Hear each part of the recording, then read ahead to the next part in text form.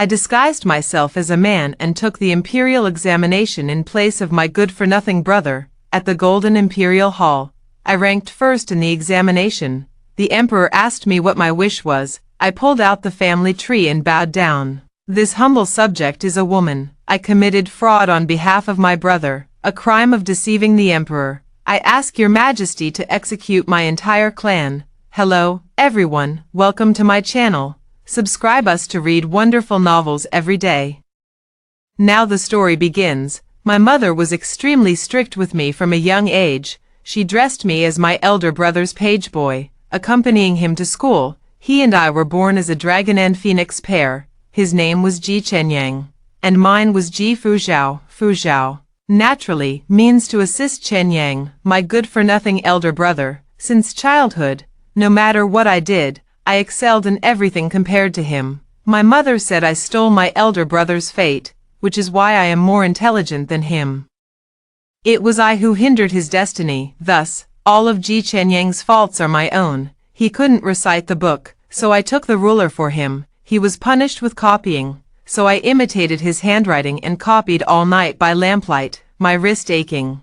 Just a wall away, he was sound asleep on the couch. Yet, Ji Chenyang was still the master's favorite student. At the princess's banquet, Ji Chenyang astonished the entire gathering with his essay Ode to the Bright Moon. That year, he was only 12.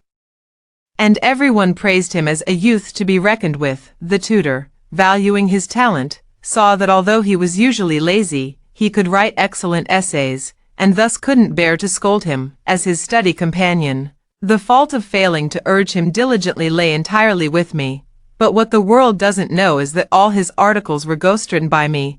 Ji Chenyang became famous in the capital for Ode to the Bright Moon and was chosen as the crown prince's companion. The emperor's decree was sent directly to the Ji residence, ordering him to enter the palace immediately to serve. Ji Chenyang was so scared he cried. He was idle and uneducated, unable to recognize even the simplest characters. He could still put on a show of authority in the schoolhouse, but once he entered the palace, all his shortcomings were exposed. My mother comforted the frightened Ji Chenyang, then turned and slapped me, with countless eyes watching in the palace. It's too dangerous. You will go in your brother's place. If anyone catches a whiff of this, I'll skin you alive. Her slap left me dazed, my vision swimming, unable to speak for a moment, thinking I was being defiant. My mother pinched my chin and forced me to look up. Her long nails dug into my face, the pain piercing straight to my heart. You little wretch, what are you staring at? Did you hear what I said? I caught my breath and replied tearfully, Mother, I understand, through a veil of tears. I saw her finally nod in satisfaction. Fuzhao, it's not that I don't feel for you, but this splendid destiny, it was always meant for your brother. Your brother has been kind to you. If you hadn't been born a twin with him, I wouldn't have kept you at all. Yet you stole his fate, repaying kindness with enmity. Tell me, shouldn't you atone for that? There was a moment when I thought Mother was right. For centuries before me, the Ji family had not a single daughter. The night before entering the palace, I had a strange dream, bizarre and fragmented, like a revolving lantern. It was as if my whole life flashed before my eyes. After replacing Ji Chenyang as a palace companion, I also took the imperial examination for him. Finally, I topped the imperial examination in the Golden Imperial Hall. The emperor bestowed an official position upon me, and I enjoyed boundless glory. My father's colleagues all flattered him. Minister Ji, you've raised a fine son. My father grinned from ear to ear. My unworthy son is too frivolous. You all praise him too highly. Chenyang, why haven't you greeted the esteemed lords yet? He slapped my back heavily, like a proud father. Only when I was under my brother's identity would he acknowledge me as his child. That night when we returned to the mansion, my mother even softened her expression towards me, a rare occurrence. On the stone table in the backyard were a few home-cooked dishes my mother had prepared with her own hands. With a gentle expression, my mother served me food, softly urging me to eat more. Just like an ordinary mother and daughter from an ordinary family. Yet she didn't know my preferences. The fish she served was all the kind Ji Chenyang loved to eat. I can't stand the fishy smell. Every time I eat it, I end up vomiting. but this is the first time since I can remember that she's served me food. Such rare warmth, I couldn't bring myself to refuse in the moment. I buried my head in my rice, holding my breath as I swallowed the fish. The last memory of that meal was the look in my mother's eyes as she gazed at me, calm yet resolute. When I woke again, everything before me was pitch black. Dazed, I opened my mouth, trying to make a sound, but not a single whisper escaped. Ji Chenyang held the official position I had earned for him. He rose rapidly through the ranks, with a promising future ahead. As for me, my voice was silenced and my eyes blinded by poison from my closest relatives, and I was confined to the back courtyard for my entire life. Everyone knew Ji Chenyang. No one remembers Ji Fuzhou. Ji Chenyang, a cold voice sounded. I suddenly snapped back to reality, only to see the crown prince looking at me expressionlessly. The other study companion whispered a reminder. What are you thinking about so intently? The Grand Tutor has called you 3 times. Looking up. The white-haired old Grand Tutor stroked his ruler, his expression displeased. As the Crown Prince's study companion, you are so negligent on your first day of duty. You should be punished. Hold out your hand. I resignedly extended my hand. The next moment, a hand with distinct knuckles gripped the ruler. Grand Tutor, let it go. Before the Grand Tutor could frown, the Crown Prince continued in a calm voice. My study companion, I will discipline myself. He then turned to me. From now on, you will move to the Eastern Palace to live with me. Without my permission, you are not to leave the palace. Not to leave the palace. That means I can legitimately escape the control of the Ji residence. In that instant, I suddenly realized something was wrong. Everything in the dream was vivid and clear, but in that dream, the Crown Prince never said those words to me. Moreover, the time for me to enter the palace as a study companion has been moved up. Some things seem to have changed. Xiao Lan tapped my head lightly, his tone unexpectedly tinged with helplessness. Zoning out in front of me is one thing, but you'll need to be sharper around others. Never mind. I looked up, stunned. Your Highness. His gaze was deep, carrying emotions I couldn't decipher. Since you are my study companion, I will naturally protect you. Don't be afraid. Xiao Lan seemed to realize something, and his voice abruptly stopped. At that moment, he had no time to conceal it. But I clearly saw the shape of his mouth. He was calling out, Zhao Zhao. In my dream, my first year as a palace companion was not smooth. Xiao Lan was inherently cold and paid little attention to me, his companion. There were many people in the palace who would fawn over the powerful and step on the weak. Seeing that I was not favored by the Crown Prince, they would outwardly obey but inwardly defy me. I've eaten spoiled food and lived in leaky houses. Most of the imperial companions were children of aristocratic families, arrogant and spoiled, and I suffered a lot of bullying, with countless eyes on me. I was afraid of my female identity being exposed, and lived in constant trepidation. Moving to the East Palace to live with the Crown Prince was something that happened much later, but this time, the Crown Prince openly shielded his own, and the matter quickly spread. As soon as classes ended and the Crown Prince left, the other study companions eagerly gathered around to chat with me. We've long heard of young Master Ji's literary fame, and seeing you today is like meeting a celestial being. An honor, an honor. Tomorrow is a day off, Brother Ji. Would you like to join us for an outing outside the palace? The eunuch smiled obsequiously at me. Young Master Ji, if there's anything you need, just give the order. Xiao Lan remained as aloof as ever. He hardly spoke to me, yet always watched me quietly. If I hadn't seen it with my own eyes, I would have thought his call of Zhao Zhao was an illusion. He had given orders beforehand, so I went along with the situation and stayed in the Eastern Palace, never returning to the Ji residence again. After 3 peaceful months passed, it was time for the Lunar New Year festivities in the 12th month. The study companions all went home one after another, but I was kept by Xiao Lan until New Year's Eve under the pretext of polishing essays. The Ji family's letters, both overt and covert, had urged several times, so frequently that even His Majesty grew curious and inquired. Before Xiao Lan finally released me, he sat beneath the lamp, gazing at me for a long while. Under such prolonged scrutiny, I grew increasingly uneasy. Your Highness, What is it? Xiao Lan looked at me, his gaze deep. After the 15th, remember to return to the palace. I was startled, then smiled, and said, I know. He rubbed his temples, and after a long moment, whispered, if you're unhappy at the G residence these days, then return to the East Palace. I blinked blankly, a little confused. The next moment, I saw him unfasten the white jade pendant from his waist. This is my token.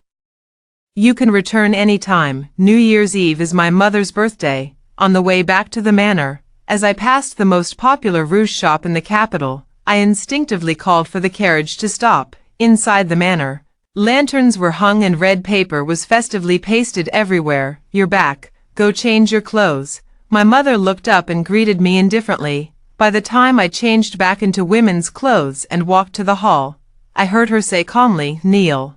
Before I could react, the servants on either side had already pressed me down by my shoulders. My mother sat in the armchair, looking down at me. You've been so happy in the East Palace you've forgotten to come home. Finally, you've decided to return. My eyes widened, and I explained, somewhat helplessly, I didn't. It was His Highness's idea. Slap. A sharp slap came down. Unable to dodge in time, my face was slapped askew, and my vision went white. I was wondering why you were so bold. Turns out you've found a powerful backer, Ji Fuzhao. Are you getting too big for your britches? I covered my face, kneeling awkwardly on the ground. The small box I was clutching fell at her feet. Oh, let me see, what's this? She sneered and opened the small box. Seeing the jasmine powder inside, I explained helplessly, Mother, this is the birthday gift I bought for you. I've been disguised as a boy since childhood, so I don't understand these cosmetics. But the shopkeeper said this one was the most popular, and all the noble ladies in the capital loved to use it on their faces. Young master, the cosmetics here are not cheap. She smiled broadly when she heard it was a birthday gift for my mother.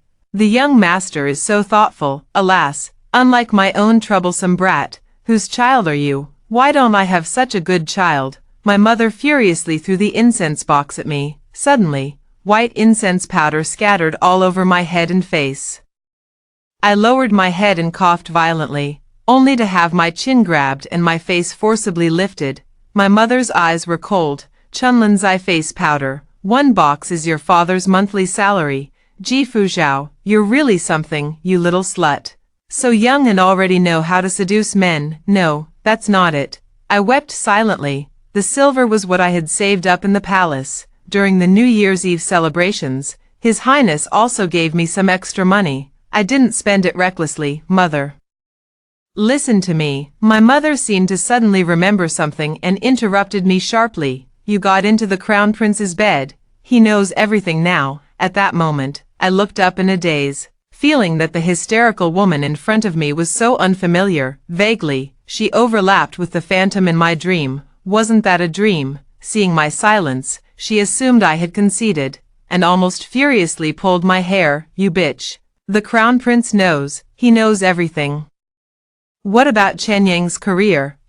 What about my son, Ji Fuzhao? How dare you? Tears streamed down my face, and I choked as I grabbed her wrist. I didn't, Mother, I said tearfully. I wouldn't dare. I didn't seduce the Crown Prince. My mother stared at me for a long time, as if she had finally calmed down. She suddenly stood up and dragged me towards the inner room. You come with me. I'm going to check myself. I lay on the couch, tears flowing, humiliated yet quiet. My mother, upon confirming my virginity, finally relaxed her expression. Ji Fuzhao, you'd best never dare. I closed my eyes, desperately suppressing the sob in my throat. I won't dare again. I shouldn't have held on to any illusions. I was terribly wrong. I'll never dare again. On New Year's Eve, I was punished to kneel in the ancestral hall all night.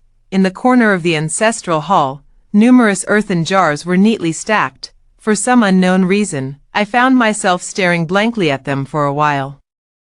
I couldn't shake off a hollow feeling in my heart, as if I had forgotten something important. The oiled paper covering the windows faintly reflected the hazy glow of New Year's fireworks. The sound of firecrackers heralds the farewell to the old and the welcome of the new.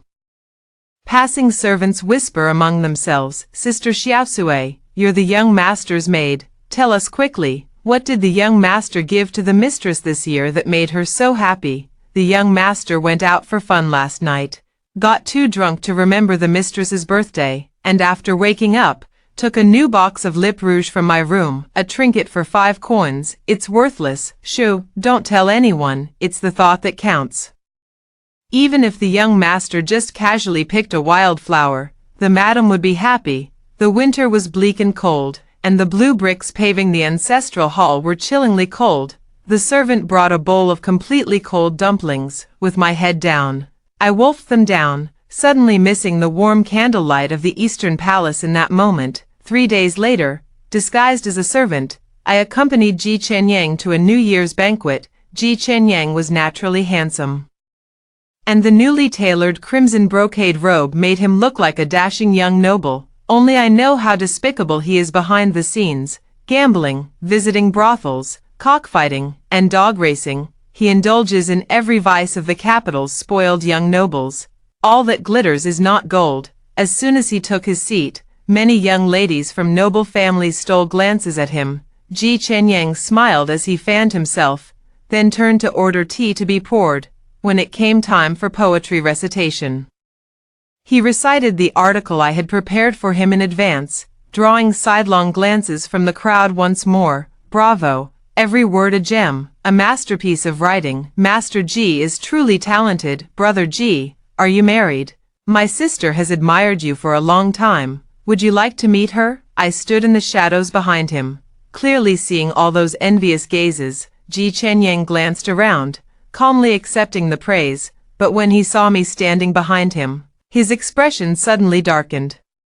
Why are you here? I lowered my head and said, Madam asked me to follow you. He snorted lightly. No need, you can go back. Don't let anyone see you. I whispered, but it's very far from the Ji residence here. The road was icy, making it difficult even for carriages to pass. Of course I know, young master. Ji Chenyang lazily lifted his eyelids, his smile malicious. Don't you understand? Young master wants you to walk back. It was late, and there were no other carriages on the road. I made up my mind to hitch a ride with another family's carriage when day broke. I walked slowly through the snow, holding an umbrella. As I passed the alley entrance, I suddenly heard a girl's scream. What are you doing? Let go of me. I paused in my steps. The next moment, a familiar voice sounded, and I froze. Little beauty, why are you so resistant? Do you know who I am? In the alley, Ji Chenyang was tearing at the girl's clothes. Pa, you scoundrel, I don't care who you are. The girl's maid rushed forward but was kicked aside by him. Get lost. Ever heard of Ode to the Bright Moon?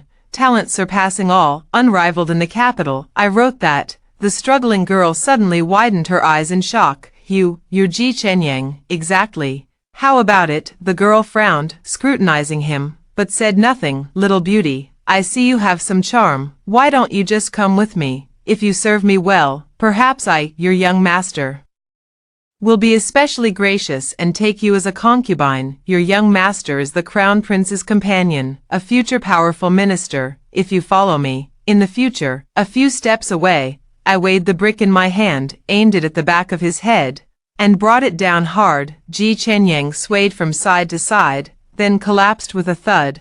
I looked at the disheveled girl in front of me and lowered my voice. What are you waiting for? Run. The young girl was pulled by the maid and ran a few steps, then suddenly turned back to look at me. Before I could react to what she was going to do, she suddenly ran far away. The next day, as soon as I returned to the mansion, I saw Ji Chenyang and my mother in the main hall, both with grim expressions. Madam, elder brother, I bowed, and after a long moment, I heard Ji Chenyang's voice. Where did you go last night?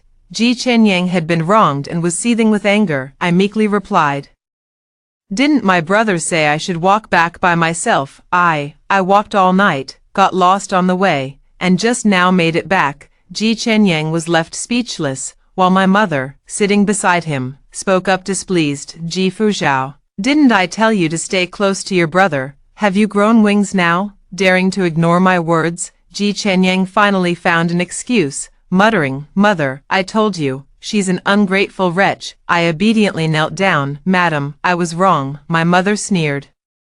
You were wrong. Is being wrong useful? Because of your negligence, Chen Yang cut his head. If anything happens to him, she grabbed my hair, forcing my face upward, and raised her hand to slap me. The next moment, the slap never landed. I caught her wrist. Madam. I looked into her eyes and said slowly, His Highness the Crown Prince has ordered me to return to the palace after the 15th.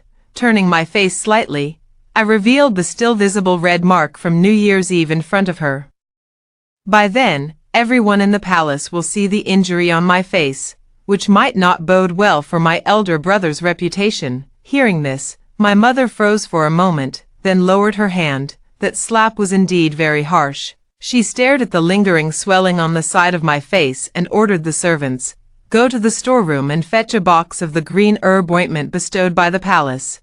I breathed a sigh of relief in my heart and said respectfully, Thank you, madam. My mother glanced at me and suddenly frowned. You, Ji Fuzhou, you'd better not think of any devious schemes. That night, while passing by the main hall, I accidentally overheard the conversation between my mother and Ji Chenyang. Chenyang, tell me honestly, how did you end up with a broken head for no apparent reason? Daughter, I didn't. My mother interrupted him. You have scratches on your arm. Tell me, did you go and flirt with another girl again? After a long pause, Ji Chenyang hung his head in defeat. Yes, daughter, it's all right. They definitely wouldn't dare to speak of such things. A woman's reputation is the most important thing. My mother was silent for a long while. You're right. Even if it blows up, I'll make the decision. And you can just live outside as an external mistress. But this can't go on forever. She suddenly sighed. Do you still remember that girl from the Yen family? A few days ago, she threw herself into a well. Ji Chenyang sneered. Isn't that even better? She seduced me first. I was drunk at the time. What else could I do? He said slowly. She's just a slut. I'd find her too dirty to even be a mistress. Seeing my mother remain silent, Ji Chenyang comforted her. Mother, don't worry. I know my limits. But that girl from last night, Mother inquired around and couldn't find out which family she was from. What if? It's nothing, Mother. Ji Chenyang let out a cold laugh. If she's a noble lady from a prominent family, she'll be even easier to control. Losing one's reputation is far more serious than losing one's life. It will utterly destroy you. Even the emperor's daughter will be fine. That lantern festival day was my 15th birthday, and also Ji Chenyang's. My parents were very happy, inviting many guests, and all the Ji clan members in the capital came, red and fiery, bustling with excitement. But no one will remember me. I squatted in my secluded little courtyard and cooked a bowl of noodles. Happy birthday, Zhao Zhao. I held the noodle bowl and whispered softly to myself. Just as I took a sip of the noodle soup, my mother's maid came running in a panic. Miss, the mistress wants you to dress in men's clothing and hurry to the main hall. I frowned. What happened? The maid's voice trembled. The Crown Prince, His Royal Highness the Crown Prince is here. He specifically asked to see you. As soon as I arrived at the main hall, I saw Xiaolon. He sat coldly in the main seat, while the hosts and guests of the banquet knelt on the floor. Greetings, Your Highness, you're late. Xiaolon looked me up and down, displeasedly tapping the armrest.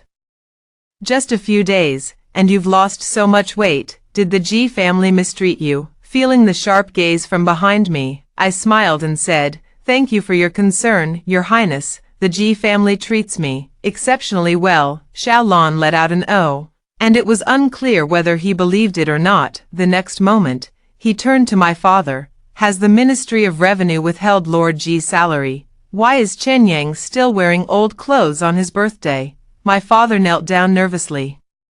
Not daring to speak, Xiaolon chuckled softly. It seems my study companion isn't very well liked. Never mind. I'll take him back to the East Palace today. He rose leisurely and casually gave instructions to the attendant behind him. Minister Ji offended the Crown Prince and disrespected the imperial dignity. Later, when we return, submit a memorial to His Majesty the Emperor. In the carriage, silence lingered between them. I was contemplating how to break the silence.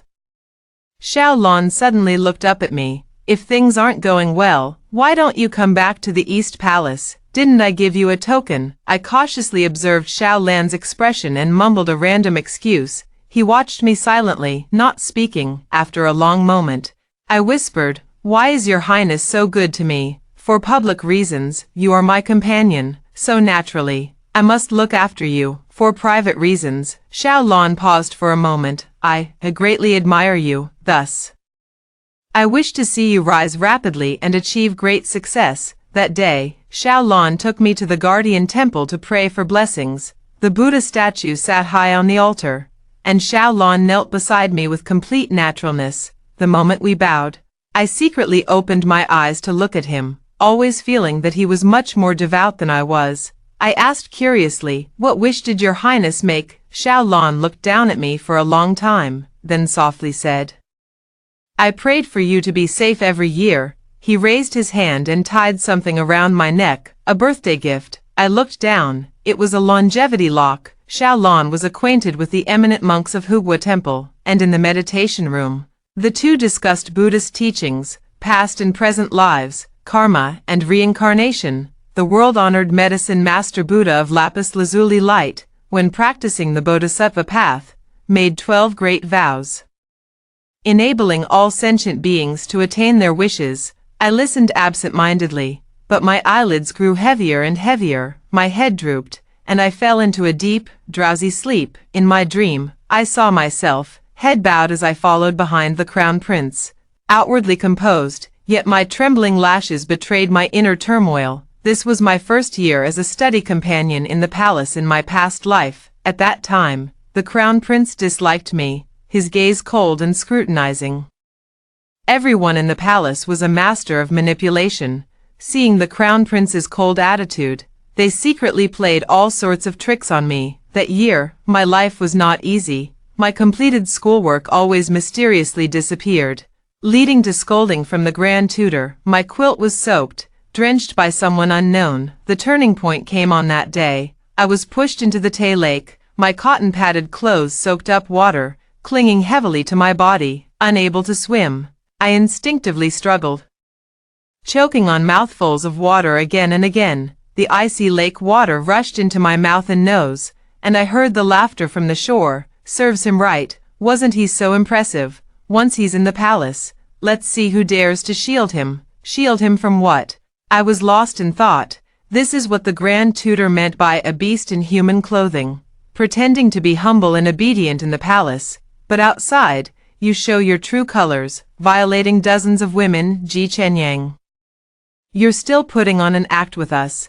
Do you still remember Di Nyang? She drowned herself in the lake the night before last. You deserve to die. I suddenly opened my eyes wide. I had heard a little about Ji Chenyang's various actions outside the palace. I only knew him to be frivolous and dissolute, yet I never realized, in an instant, all the causes and consequences seemed to be strung together by a single thread: the crown prince's aloofness and scrutiny, the inexplicable hatred from the study companion. I struggled desperately, but couldn't resist the sinking momentum. The next moment, the curses from the shore fell silent. The crowd knelt obediently on the ground, struggling to lift my gaze. I caught sight of the crown prince's procession. I cried out in despair, "Your Highness!" The withered grass turned pale under the bleak autumn sun. I crashed into those indifferent eyes, momentarily speechless. It wasn't me. My lips trembled, and I practically squeezed those words out from my chest. The next moment, the icy lake water submerged me. My consciousness sank into darkness. When I awoke again, it was late at night. Xiao Lan sat by the bed, observing me. The candlelight flickered, illuminating his face, making his emotions unreadable. My clothes were dry, and I knew I couldn't hide it any longer, so I knelt down. I opened my mouth, but no words came out. It was Xiao Lan who spoke first. "I heard Ji Chenyang has a twin sister. Clever and quick-witted, but she's been secluded in the inner chambers, unwilling to meet anyone." He looked at me and slowly said, "Ji Fuzhao." My breath hitched. "Yes, you also wrote Ode to the Bright Moon." "Yes. Do you know that deceiving the emperor is a capital offense?" Hearing this question, I suddenly felt like laughing. "I know. By parental decree, a commoner has no other choice." Xiao Lan looked at me but said nothing. A long moment passed. from this day forward, you will move to the East Palace and live with me. You are not to leave the palace without my command." I suddenly looked up, surprised, and said, "Your Highness, I will not blame you for something you did not do, then, I won't speak of your affairs." The shock on my face was unconcealed. The crime of deceiving the monarch, just like that, was dismissed. Xiaolon looked back at me and whispered, "I'm sorry." After moving into the East Palace, my life in the palace became much easier. These princely classmates still disliked me, but they no longer showed it openly. Under the protection of the crown prince, I no longer left the palace to return to the Ji residence, and Ji Chenyang also quieted down for a period. In February, the year-end festival arrived. The Ji family's letters urging my return came several times, so I had no choice but to bid farewell to the crown prince and go home. During the year-end festival, every household held banquets, making it the perfect time to make public appearances. My mother ordered me to disguise myself as a servant and follow Ji Chenyang, lest he give himself away. At the banquet, I unexpectedly encountered the young lords and nobles who served as study companions. Ji Chenyang wanted to go and curry favor with them. I quietly tried to stop him, but he paid no heed. "Ji Fuzhao," he sneered, gripping my chin, "you wretched woman, can't stand to see me doing well, can you?" The eldest son of the left minister, the young marquis of the loyal and brave marquis estate, the noble young masters from prestigious families, you've been studying in the palace for months. Why haven't you befriended a single one? I opened my mouth, about to remind him. Ji Chenyang's face darkened as he cut me off. "Enough. Do you know it was supposed to be me who entered the palace as a study companion?" I was speechless, choking back tears, when I saw him approach with a wine cup to strike up a conversation. Naturally, he gained no favor. Under the crown prince's protection, they couldn't trouble me, leaving them seething with pent-up frustration. I quietly pondered, and the next moment, I saw a group of people, who had been laughing and chatting, suddenly turn cold when they saw Ji Chenyang. Ji Chenyang, not understanding why, offered a conciliatory smile. "It's been a few days, and I've missed you all dearly. How are you, gentlemen?" The few of them exchanged glances. Ji Chenyang, the one who spoke, was the eldest son of the left chancellor, Cheng Xiaoyu. He was the study companion of the third prince and held considerable influence among the palace's study companions. At that moment, he frowned slightly and gave Ji Chenyang a thorough once-over. "Did you hit your head or something?" Ji Chenyang had been pampered and spoiled since childhood, always the one being fawned over wherever he went. He had never encountered such a situation before. He froze for a moment, then tentatively asked, "Brother Cheng, are you in a bad mood today? I wonder what I did to upset Brother Cheng." Cheng Xiaoyu gave him a few more glances and sneered. "As for me, today I saw a wild dog and heat everywhere, and I'm indeed in a bad mood." He suddenly grabbed Ji Chenyang by the collar. Ji Chenyang stumbled forward a few steps from the pull. "His Highness brought you back to the Eastern Palace, so there's nothing I can do to you. Now that we're outside the palace, how dare you come flaunting your power before me?" His gaze fell on the wine cup in Ji Chenyang's hand. "I heard you enjoy humiliating women with your little game of drinking from embroidered shoes." Ji Chenyang's face turned deathly pale. I, how despicable." "Ji Chenyang," Cheng Xiaoyu smiled, "in the palace, I truly wouldn't dare to do anything to you. But outside the palace, Ji Chenyang, you'd better keep your tail between your legs. If you happen to run into me." He took the wine cup from Ji Chenyang's hand and flung it, splashing it all over his face and head. Feeling utterly wronged, Ji Chenyang slunk back home to complain. Upon hearing the whole story, my mother flew into a rage and was about to hit me. "Didn't I tell you to keep an eye on your brother? Did you just stand by and watch your brother being bullied on purpose?" At that very moment, a servant came to report that the crown prince's carriage had stopped outside the mansion to take me back to the palace. My mother's raised hand paused mid-slap. When it came down again, she gently stroked my hair instead. "Fuzhao, your mother loves you so much. All she asked was for you to take good care of your brother. Why can't you even do that? Is this how you repay your mother?" She was so angry that she pinched my thigh hard, a small punishment to serve as a warning. "Your mother isn't a fool. Only when your brother is doing well can you do well, she suddenly and gently caressed the bleeding pinch mark. You must understand mother's painstaking efforts. Do you know, inside the carriage, Xiao Lan and I sat facing each other. He had clearly heard about today's events, his gaze resting on me with an inscrutable meaning. In the silence, I suddenly spoke up. Your Highness is well read. Could you enlighten me? The skin beneath my robe, where I had been pinched, throbbed with a dull ache. I looked up helplessly, my expression somewhat bewildered. The ancients said, "Alas for the toil of parents in bringing up children," they said. "Pity the hearts of parents everywhere," they also said.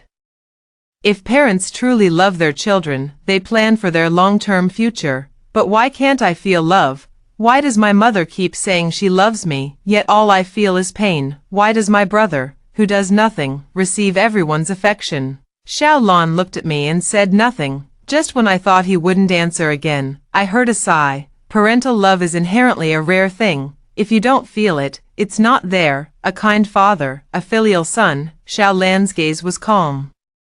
If the father is not kind, the son will not be filial. Meeting my stunned gaze, he raised his hand and tapped my head. You read so well normally. Why do you always get stuck in a dead end when you encounter a simple problem? Are you sometimes smart and sometimes not? As he spoke these words, I suddenly remembered the night when Ji Chenyang became famous in the capital for Ode to the Bright Moon. My mother was overjoyed and personally made me a bowl of plain noodles. She sat across from me with a kind and pleasant expression, her eyes and the corners of her mouth brimming with smiles. Fuzhao, you've done well. Mother didn't raise you in vain. Easier said than done. At that moment, I knew I would never be able to let it go in this lifetime. I still yearned for that bowl of plain noodles, even though I knew it was feigned affection. A bottomless abyss. 3 years later, I topped the imperial examination, and the emperor granted me an official post in the Golden Luan Hall.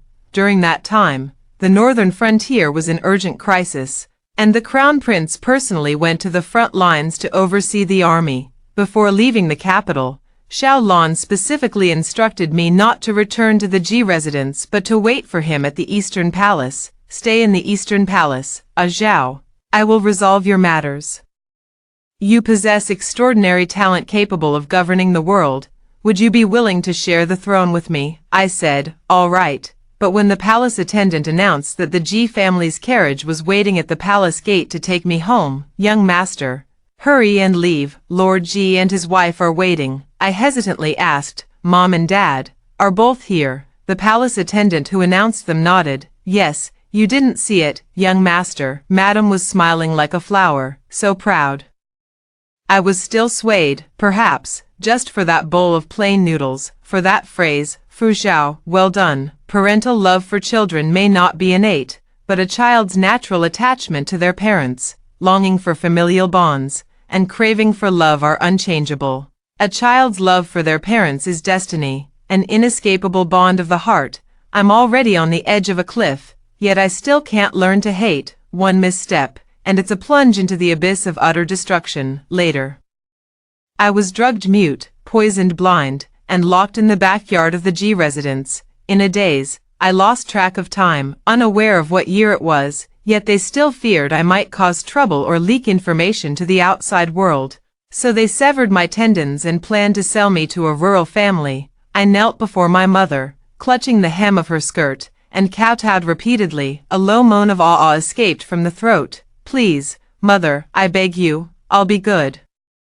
I'll stay obediently with the Ji family until I die. I won't say anything. I won't do anything to harm my brother. No, don't sell me to someone else, please. I beg you. My mother casually kicks me aside. Then it's settled. Hurry up. Tomorrow, you can take her away. The indifferent voice suddenly brightened the next moment. Oh, Chen Yang is back. Quickly, please come to the main hall. Why did you come back so late today? My son must be exhausted. Xiaosui.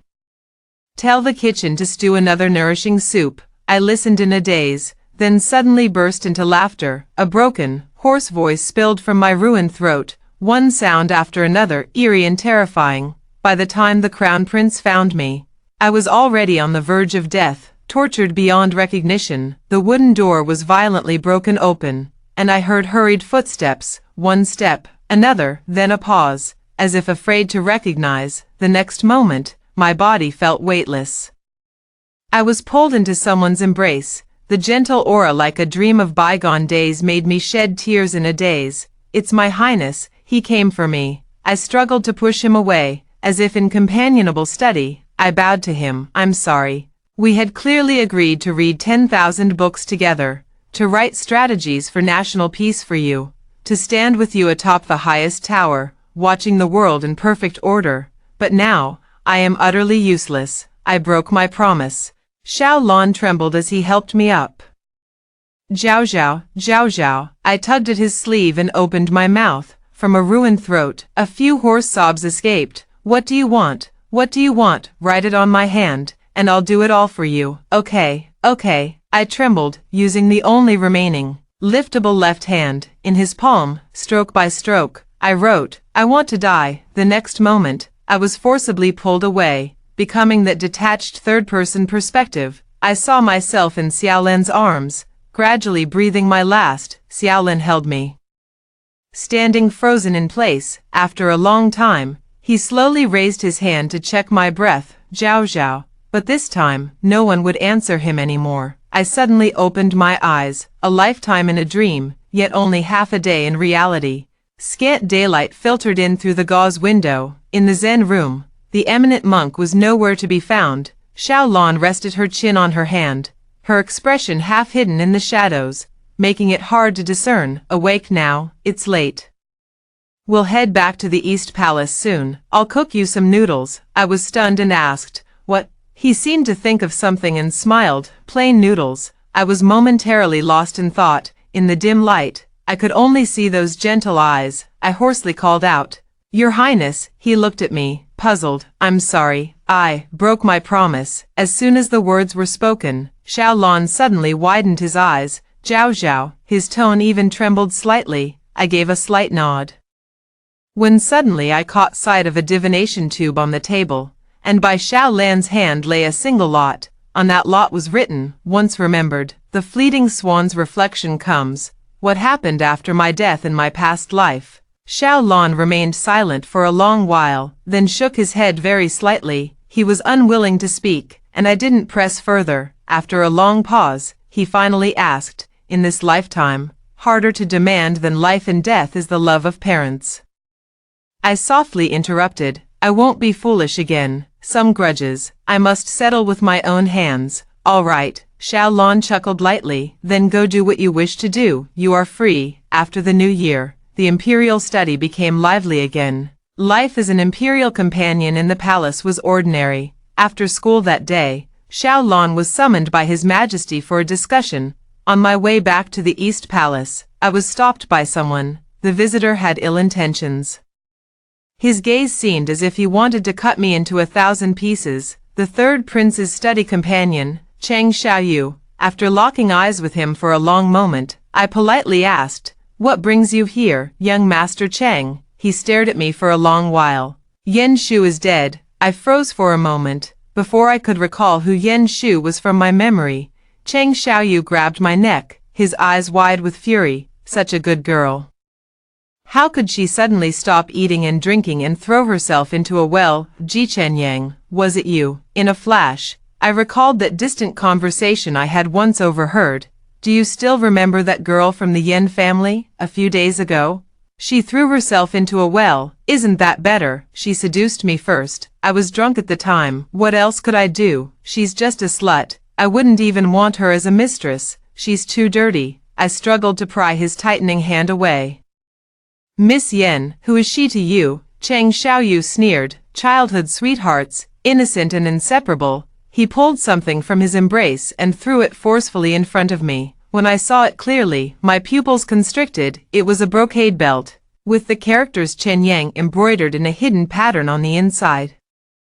Shuer's maid found this in her room. Things have come to this. Ji Chenyang, what else do you have to say? Meeting his bloodshot eyes, I pursed my lips. I'm sorry, I have nothing to say. The next sentence stunned him. But I'm not Ji Chenyang, I'm his sister. I looked at him quietly. Ji Chenyang raped women. He deserves to be cut into 1,000 pieces and die 1,000 deaths. but you can't convict Ji Chenyang with just a belt. Ji Chenyang is the only son of the Ji family.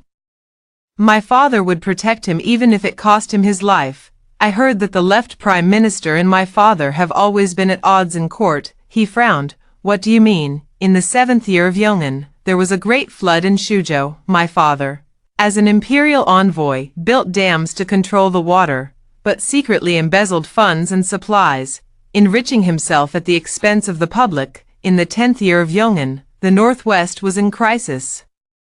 The Ministry of Revenue embezzled 100,000 taels of silver, and the weapons and bows sent to the front lines were of inferior quality. In the 13th year of Yong'an, Chang Xiaoyu interrupted me. How do you know these things? I smoothed the wrinkled collar and smiled at him. Long ago, someone told me, Lord Chang, what we seek is the same thing. 6 months later, the left chancellor submitted a memorial exposing the Ministry of Revenue's Vice Minister Ji Zuyao for embezzling disaster relief funds and grain. As if by unspoken agreement, the misdeeds my father had committed were unearthed one by one. The court was in an uproar, and my father was immediately imprisoned, with the emperor ordering a thorough investigation. Dozens were implicated and jailed, plunging the Ji family into panic. That night, my mother urgently summoned me home. Fuzhou, you must save your father. She frantically clutched my sleeve. I've heard everything. The crown prince is closest to you. Please, beg his highness, your father is innocent. He was framed. I patted her hand reassuringly. Madam, don't worry. The next moment, I lowered my voice. It's just that his highness already knows the truth about this matter. She was stunned for a moment, then asked in a trembling voice, then, what should we do? Are the records and ledgers for disaster investigation and relief still kept? My mother looked at me, hesitating for a moment. I urgently said, Madam, at this point, if we still keep it a secret, even his highness won't be able to protect our family. She panicked instantly. Your father once told me. I'll find it for you. As March passed, there was still no news from the prison. My mother was so distraught that she disguised herself and entered the palace to find me. Fuzhou, Fuzhou, why is there still no news? When will your father be released? I comforted her. Soon, mother. His highness is already working on it, and there will be news very soon. The evidence has been presented to the Dali Temple, and His Majesty has sent people to investigate the case locally. Soon, my father will be brought out for a joint trial by the 3 judicial offices. My mother, completely distraught, leaned into my embrace and suddenly began to sob. Fuzhou, it's a good thing your mother still has you. Your brother, that good-for-nothing, at a time like this, is still running off to the brothels. She muttered to herself. How did I end up raising a son like this? I coaxed her. Brother is still young. He'll understand when he grows up. My mother wiped away a tear. Fuzhou is right. My daughter truly understands her mother's heart. She suddenly remembered something. The palace exam is in half a month, in the Golden Imperial Hall. You must speak well of your father. I smiled and said, Mother, I know. From then on, my mother sent me nourishing soups to the palace every day. It was as if after more than 10 years, she finally realized that I was also her child. It's a pity that Ji Fuzhou, who had already died once, could no longer be her obedient daughter. What was once desperately sought after, I now pour away bowl by bowl, counting the days, on the eve of the palace examination. My mother sent in a family tree through someone. I understood her intention. It's nothing more than the 4 words, bringing honor to one's ancestors. In the Ji family's 100-year history, no daughter has been born, except for me. No, there have been. It's just that they didn't have their own names and didn't survive. The only one with a name. I am destined to be nameless here. I caressed the family tree, smiling inexplicably. It's time for this to end. Once more to the Golden Imperial Hall. To be personally appointed as the top scholar by the Emperor, it feels like a lifetime ago. I remember you. You were the Crown Prince's study companion. The Emperor smiled, though no one knew what he was thinking of. You young lads are truly delightful. I remained silent, under the watchful eyes of everyone. I placed the family genealogy I had been holding in my arms before me. The Emperor looked at me in confusion. What is it? I took a deep breath and bowed down. I am a woman. committing fraud on behalf of my brother, deceiving the emperor, a capital offense. I beg your majesty to execute my entire clan." The emperor froze, and I heard gasps of shock from those around us. Only the crown prince remained expressionless, as if he had anticipated this all along. "Do you know what you're saying, Ji Chenyang?" I bowed again, my voice soft yet resolute. "This humble subject is not Ji Chenyang. This humble subject is named Ji Fuzhao, the twin sister of Ji Chenyang. The crime of deceiving the emperor is undeniable. This humble subject is willing to face death by 1,000 cuts. Before I die, this humble subject has one more matter to report." "What?" The golden tiles of the imperial hall clearly reflected my face. I took a deep breath and declared loudly, "The Ji family, obsessed with geomantic superstitions, has for centuries practiced the washing of 9 generations of daughters, slaughtering countless infant girls. Your Majesty, I beseech you to thoroughly investigate the Ji family's old case and bring justice to the wronged souls." He looked at me. "Daughter cleansing. A century ago, a fortune teller told the Ji family's ancestor that daughters would divert the family's fortune to their husbands and nephews, leading to the family's decline. Every female fetus was killed, hence the name daughter cleansing. For centuries, the only daughter of the Ji family to survive has been this humble commoner." The golden hall fell into dead silence. The emperor frowned. "Such a shocking claim. Do you have evidence?" I replied softly, "Yes, before me, the Ji family had never had a female infant survive. It wasn't until this generation that my mother gave birth to twins, a boy and a girl. They were supposed to smother me, but a fortune teller's words made them hesitate. That fortune teller said I had stolen Ji Chenyang's destiny. This woman has a very noble destiny. She cannot be killed. She must have usurped her brother's destiny. My father was about to smother me to death, but he paused at these words. Is there a solution? The gentleman's eyes rolled slyly. At the age of 7, if you extract the blood from this girl's heart, boil it with medicine, perhaps it can bring her back. So at the age of 7, the blood was taken from my heart. Ji Chenyang remained as useless as ever, and everyone tacitly understood. The life exchange had failed, and so, against all odds, I narrowly survived. But because the blood from my heart was extracted, I suffered a high fever for 3 days and fell gravely ill. I forgot many things. I also forgot the voice that only I and the entire Ji family could hear, because I was smarter than Ji Chenyang. My parents despised me. As a child, I was often forced to kneel in the ancestral hall all night as punishment. They made me repent for stealing my brother's fate. The ancestral hall was eerie and gloomy. A half-burned red candle flickers dimly, filling the room with devouring shadows. It feels as if one careless moment could lead to being swallowed whole, yet I'm not afraid at all, because I can always hear many voices, light and delicate, like a very small girl. "Zhao Zhao, they're all lying to you." "Who's lying to me?" "Your father, mother, elder brother, everyone in the Ji household. You didn't learn to read by stealing your brother's fate. You were always capable of reading. That is your own fate." I blinked my eyes and whispered, "But my mother said my name is Fu Zhao. I'm meant to support my brother. I am my brother's shadow." The voice paused, as if somewhat annoyed. "You are no one's shadow. You are yourself." Zhao Zhao, Zhao, by its very meaning, signifies brightness and brilliance. It was the first time I'd heard someone interpret my name this way, and I stood there stunned for a long moment. "Who are you?" "We are your sisters." I widened my eyes in surprise. "My sisters? But for 100 years, the Ji family hasn't had a single girl." After a brief silence, I heard the reply, "Yes, the Ji family has had many girls born over the past century. It's just that we didn't survive." I hesitated. "How did you die?" "Drowned, freeze to death, burn to death, smother to death, fall to death, strangled." "Who did it?" The ethereal voices paused, sighing softly. "Mom and Dad." I panicked. How could this happen? Where were you? Where were you buried? Why haven't you been reincarnated yet? The girl's faint voice sounded like she was crying. "Zhao Zhao, we were not buried. We are all here. Your Majesty, this is the place." The Ji family ancestral hall was already surrounded by court officials. I couldn't bear to look at the pottery jars on the shelf and averted my eyes for a moment. all the remains of female infants were sealed inside these pottery jars.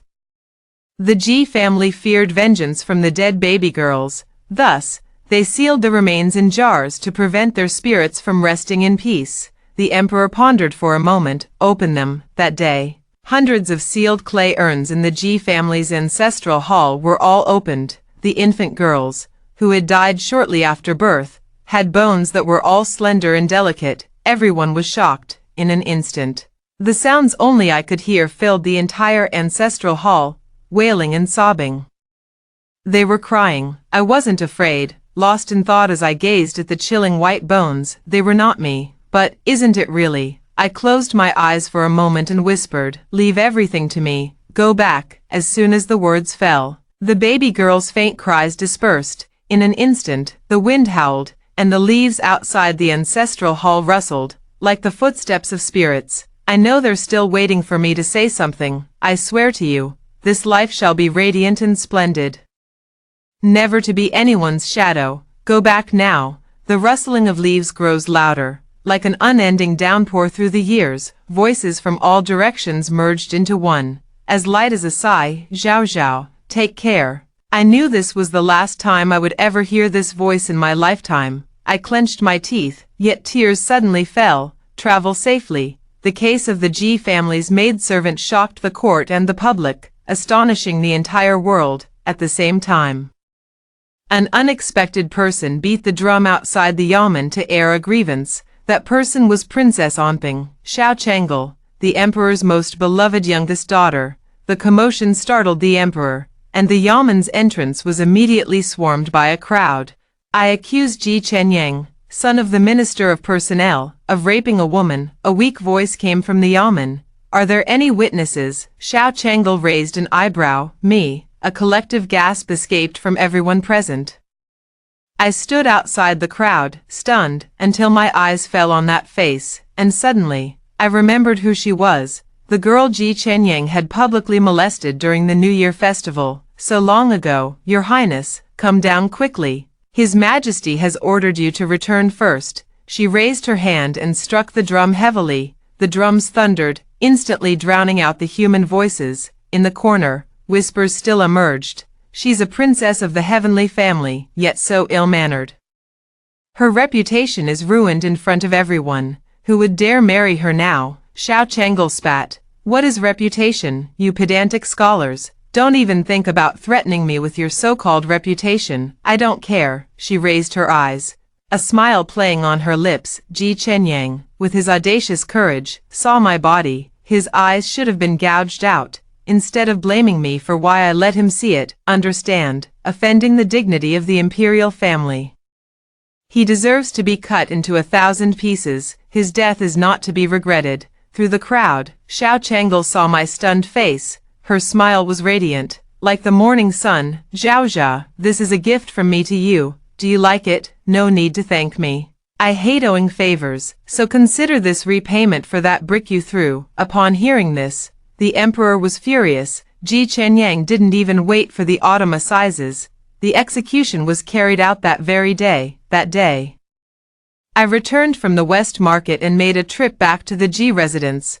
Those involved in the washing women case from the Ji residence were successively imprisoned and are now under strict guard. Madam, I smiled and spoke, as if discussing some trivial household matter. You taught Ji Chenyang to shift all the blame onto you, didn't you? He truly is your devoted son. Do you know what he